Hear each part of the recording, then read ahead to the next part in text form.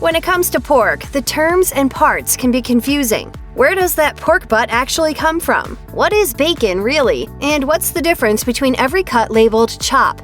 It comes down to this. Every pork cut comes from one of four main areas: shoulder, belly or side, leg, and loin.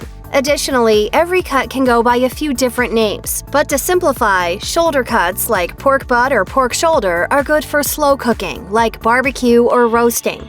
Leg cuts are where we get ham shank, spiral cut ham, and country ham. Bacon, that fatty, crispy gift from the pig gods, is from the belly or side. So are spare ribs and pork belly, which is more or less a term for fattier, uncured bacon that had spiked in popularity with foodie types but apparently lost traction during the pandemic. Loin cuts are the leanest and maybe the most varied. Many prefer them for their tenderness, and a lot of the chop varieties we see in the store come from the loin: blade chop, rib chop, and center cut chop. Hi, Alice. What's for dinner? Pork chops. Pork chops. What else? Many roast and rib varieties are also from the loin, like the pork loin roast or baby back ribs. But not just any chop will do. Several considerations must go into choosing the centerpiece of your pork dinner, such as flavor, texture, price, and how easy it is to prepare. Rib chops, for example, have a high fat content, which keeps them juicy, as well as a good flavor. In fact, most boneless pork chops you come across at the store are likely to come from this part right near the ribs. Ribs. I had ribs for lunch. That's why I'm doing this. Other delicious and versatile cuts that won't break the bank are pork shoulder or pork butt, which are good for roasting, barbecuing, or grilling.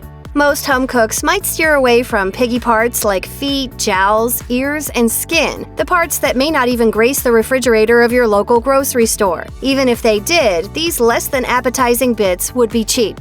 But what part of the pig is not only widely available, sometimes expensive, and terrible? Look no further, casual pork eater. This is the worst cut of pork for your money. It's bony, tough, and easy to mess up.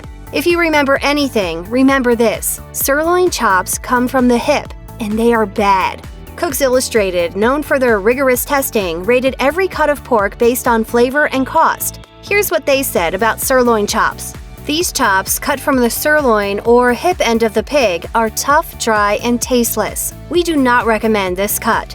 Cooks Illustrated even went so far as to give sirloin chop, which has no cooking method listed, no stars. Strong words from a magazine that only just added color photography to their pages in 2018.